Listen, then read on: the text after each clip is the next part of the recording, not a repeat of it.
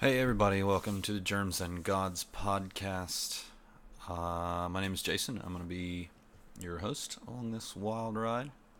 I thought I'd go ahead and thank everybody for tuning in. Wanted to go ahead and start off this inaugural episode, if you will, by thanking you for stopping by. And I thought I'd give you a little background on what I'm going to be doing. So, I am a public health graduate student at Tulane University. I've seen a lot of intersectionality, if you will, between public health issues and religious issues, political issues, obviously. But I think there's more of a correlation than a lot of people like to talk about or describe. And I would like to bring some light to that. And this is also going to be some ramblings that occur in my head, the wild and crazy place that it is. And I would like to take this opening opportunity to explain some things and some mentalities that I'm going to be approaching this with. Um, Namely, I'm going to be going over things that hold importance to me, to my profession, to the world at large, everything in between. That's why it's called Germs and Gods. Some of the smallest things, obviously some of the bigger things men have ever conceived, men and women have ever conceived. Um, I'm not going to pretend like this isn't going to piss some of you off, because I am probably holding some ideas and beliefs and stances that not everybody agrees with, but that's what this is about. It's ideas. You have people online like well, I'll just go down the list of some of the ones that I've been harping on lately on both sides of the fence, both sides of arguments that I agree with and that I don't agree with. Contrarians and you know, provocateurs and things of that nature. So obviously, we'll just, in no particular order, we have Milo Yiannopoulos, obviously. Ben Shapiro is on that list. Blair White, Chris Reagan, Amazing Atheist, Sargon of Akkad, um, Armored Skeptic. We can throw back to Hitchens. We can do the Dennett thing. We can do the Sam Harris thing, the Neil deGrasse Tyson thing, the Bill Nye thing, if you want to go down that route. Um, there are people that I hold in high regard for their ideas. Rubin Report is one of those, Dave Rubin, um, which is a model that he's on to something. You know, he does what he needs to do with who he needs to do it with. The idea makers and the movers and the shakers and things like that. It's not always popular, and it's not always going to be widely accepted by everyone, but that's the point. The point is ideas. The point is progress, namely, which is what I want to focus on. He likes to focus on the word idea. He likes the ideas. He's an idea man. Your ideas make you who you are, not the tribalism, not the labels you attach to yourself, but the ideas that you have. They are what make us who we are. They are what allow us to do the things we've done. They are allow us to move forward. And I think, judging by my limited amount of time on social media, I've come across some people who I think have lost that. Um, and I don't think progress is going to happen when, instead of formulating ideas and saying, hey, this is a goal that we have, or even if we don't know the goal, but this is the route we have to take. These are the options and the tools we have at hand. This is the best we're going to have to make out of it. This is the route we're going to have to take. This is a much more complicated issue than I'm going to be able to explain here, obviously, but the ideas, I think, are a stepping stone. Obviously, those are the hammer and nails of it to get to progress, to get to, the better society that we want, the healthier, the smarter, the more respectful, the more accepted, the more progressive, to use a word that's taboo in some circles to some people, society that we want to get to. And the ideas are the important part, and they are obviously what's going to fuel that. But there has to be an air of awareness, and cognizance of what we're trying to do. And I think that there are some people along the way that have had incredible ideas and have great arguments and are have their heads and their hearts in the right place, but also have the ability to be negative, as far as ideas and other people with differing ideas go. And yes, I realize that there's a, who started what and who said what and why it's bad and, all sorts of other petty shit. But I think when we do that, I'll use an example, and sorry, Ben, I don't mean to call you out, but Ben Shapiro has fabulous ideas and is eloquent and brilliant, I think. Conservative, Jewish, you can associate all the labels you want to with him. It doesn't matter. It's the ideas. But recently, I've seen a dip in his aim, like on social media, as to, and I know he's done this, and that's how he makes his money, and he's a writer and speaker, and this is how he makes his money and earns his living and that sort of thing. But he has been more attacky, for lack of a better word. He likes to point out really petty shit and harp on it. And every time I read something like that,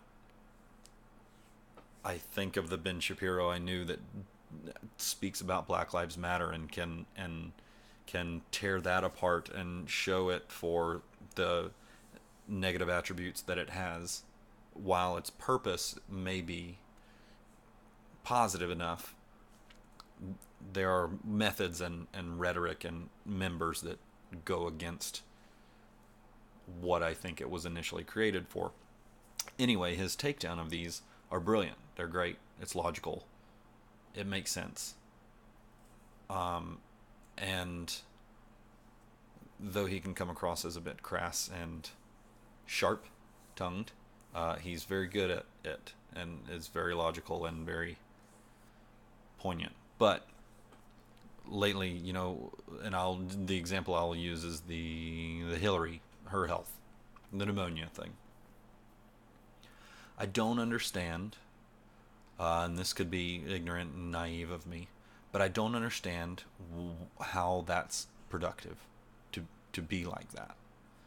To say, yes, she has terrible health issues and that's why she's going to make a terrible president, because we know that that's not it. Yes, it's questionable. Yes, her health sucks. Yes, that's a genuine concern. It is. But that doesn't benefit anyone in any way to say things like that. Paul Joseph Watson is another one. I had to mute him on Twitter today. I couldn't take it anymore. All the shit he's saying, I know that's his gig. I know that's what he does. The InfoWars bit, the whatever association he has, Alex Jones, whatever. But all he ever says is negative things about people, and I don't think that he's trying to move the conversation forward or do what's best for the country or the planet or the species or whatever you want to say. I may be looking at this from a really 30,000 foot view, but I think that's kind of the point. You got to keep your eye on the prize. There's a bigger picture in all of this than saying, oh my God, Hillary's sick. she's going to make a terrible president. Well, no, that's not the things that are going to make her a terrible president. There are sorts of things surrounded the email things, the Benghazi things, the Clinton Foundation things, the taking money from Saudi, whatever, sheiks. Those are things that need to be discussed. And I don't know that we have all the facts, or we're ever going to have all the facts to get to the bottom of things like that. But without that, we have to move forward. And moving forward is deciding what's best for the country, which happens to be the most powerful country in the world, which affects the rest of the planet, in order. That just follows suit. So I think we have to be cognizant and mindful of the fact that this is where we're at through a series of unfortunate events, if you want to say. This is where we are. This is how we've come to this. And I don't know how you're going to improve upon it without trying to keep in mind that we're doing something for the greater good. I keep saying progressive, and it's had such a negative stigma attached to it from conservatives and the right and things like that, and I get that, that's fine. But words have meanings, and that's the definition. Progress for progress sake, and progress and progressive all mean things, and it's what we all want.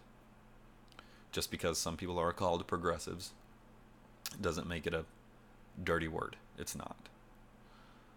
It's what we all want.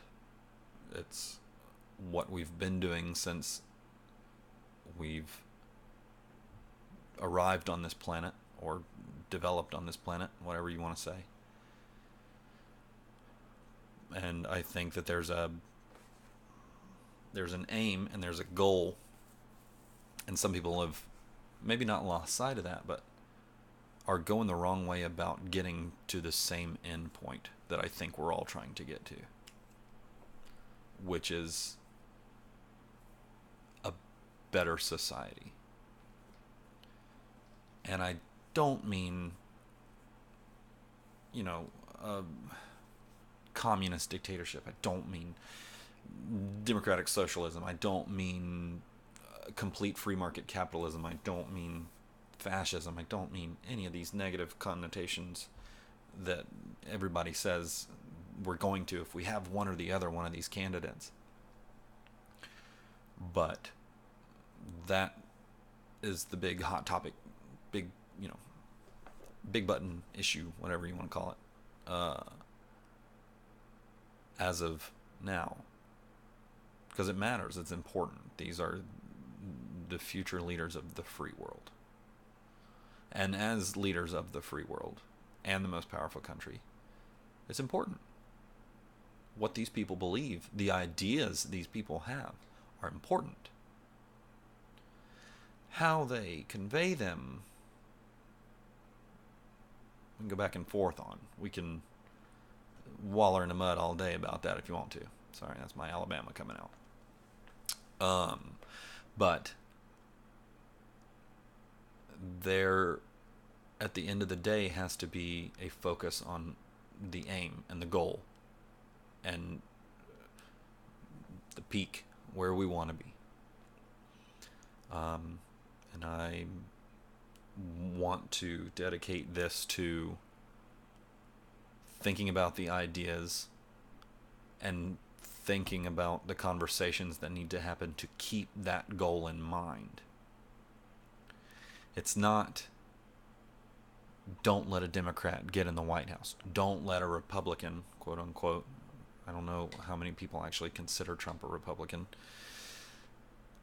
Don't let these people get in the way of, we can't let these people in the White House. We can't have another 4 or 8 years of the same shit we've been through the last 8 or the previous 8 before that. Those are fluctuations on a line, if you will, going through space that don't, they're always going to be there. There's always going to be half the population that disagrees with whatever the other half does. And that's good. That's a good thing. Variation, variety's the spice of life, that sort of thing. But it also breeds the intelligence and ideas that we need to eventually come together or work together to improve as a whole. You can be as divided as you want to over things or ideas, but eventually we're still on a rock hurtling through space and are going to have to deal with that at some point. Not just that specifically, but I'm just saying, as an analogy, we're all in this together. It's like you have to understand that it's futile to try to think that one of us is going to be better and ultimately wipe out the rest of us or something like that. It's not productive. It's not beneficial to anyone. But that's what I'm getting at. I probably rambled a little bit about that, and it's really probably confusing, and that was really convoluted, and I'm sorry about that. I'm off script, so I don't know whether I want to script this or not. So that could be something, if you want to comment about it or write me or whatever, email me. godsendgerms@gmail. You can do that. I have the Twitter page too. I think that is Germs and Gods. I don't know. I'll have to work this out. I'll get back to you on that.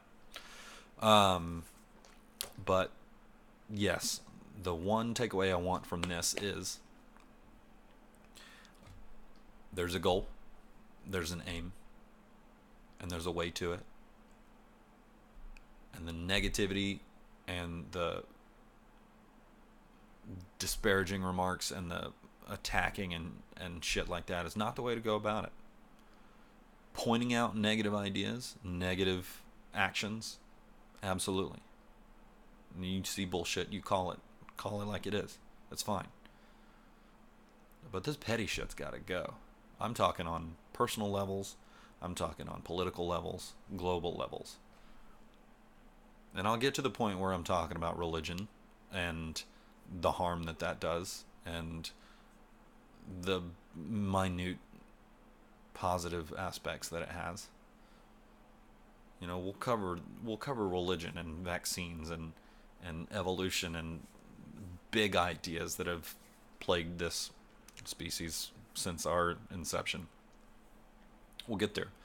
Politics, littler stuff, things happening around the globe. It matters. It all matters. Everything is situational, but everything matters at some point.